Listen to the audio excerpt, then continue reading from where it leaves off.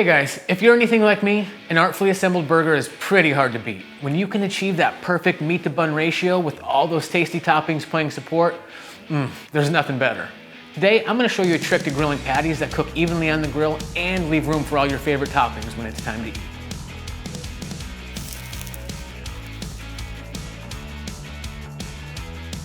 Here's how it works. Separate your ground beef into 5-ounce portions.